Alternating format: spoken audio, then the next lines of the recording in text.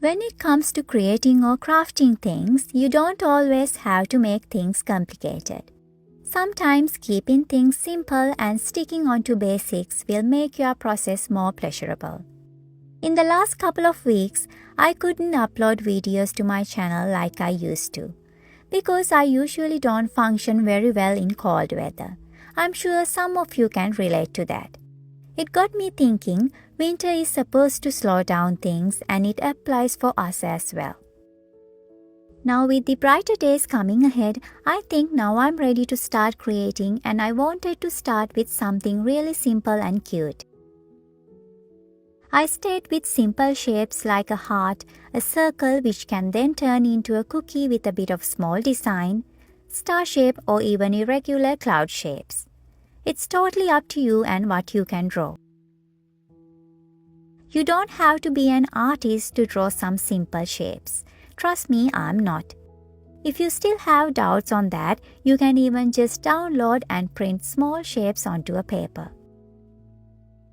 Now these basic shapes will be your pattern, and it's time to carefully cut around those. As we are still in the beginning of a new year, here's a small tip to take care of your stuff. Please don't use your fabric cutting scissors for paper cutting. Keep one for each purpose, one for fabric cutting and one for paper cutting. It'll be a good investment. Starting with the heart shape, now it's time to cut 2 felt pieces using this pattern. You will find the list of materials and tools on the screen. You can either cut one piece at a time, or you can cut both pieces in one go by folding the fabric into 2 layers first. Then place the pattern on top of the layers and pin it to both layers to keep that in place.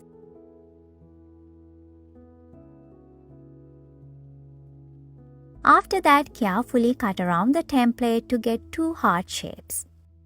The best thing about cutting this way is then you know for sure they are exactly the same. Even if you made a small mistake, that will be on both pieces and they are going to align with each other anyway. Finally, remove the pin and now thread your needle and make a knot at the end for the next hand sewing step. Number of thread count and thread color you choose is totally up to you, and just so you know, I have double threaded my needle with the pink color thread. I personally think red and pink go really well together. After keeping the 2 pieces aligned, start to sew in between the 2 layers, because that way you can nicely hide the knot in between the layers. There are so many stitch options you can select to sew all the way around this shape, and I'm going with the blanket stitch. We have all the basic stitch tutorials on our channel if you are interested in learning. Other than the blanket stitch, I think whip stitch is also a good option here. But you can also go for running stitch or back stitch as well. It's totally up to you.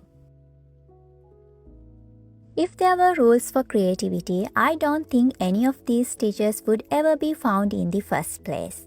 I can only tell you what works for me with my own experience. The way people see the world is different, and so is the way they create it.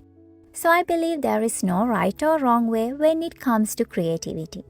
If something works for you, that is the right way for you. This applies for any art or craft. The only thing we can do is share our experiences, and with that, you can come to your own way of creating things. Now, if you want to give this shape a plushy look and feel, make sure to stuff it with some fiber fill before you go all the way around.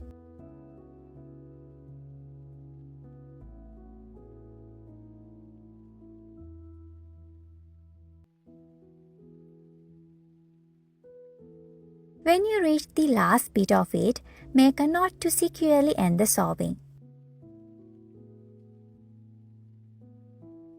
Instead of trimming the thread short here, you can insert the needle in between the 2 layers first and then come through one of the layers. Finally, pull the thread towards you and trim it. That way you can hide away the remaining thread nicely. Now is the fun part. Find a matchbox and glue a nice paper over it. You can even write something thoughtful or funny on the outside. I didn't have any matchboxes, so I made this one and it only took a few minutes. These are so easy to make and I did separate tutorial on that too. Make sure to check that one out. I always wanted to try out these matchbox plushies and now I can't stop making them. They are the cutest. You can make these for your friends and family for any occasion, and for me the most interesting part is writing something sweet on the box. So what are the small plushies and quotes you are thinking for your matchbox? Please let me know in the comments. Thank you all for watching and I'll join you in the next one.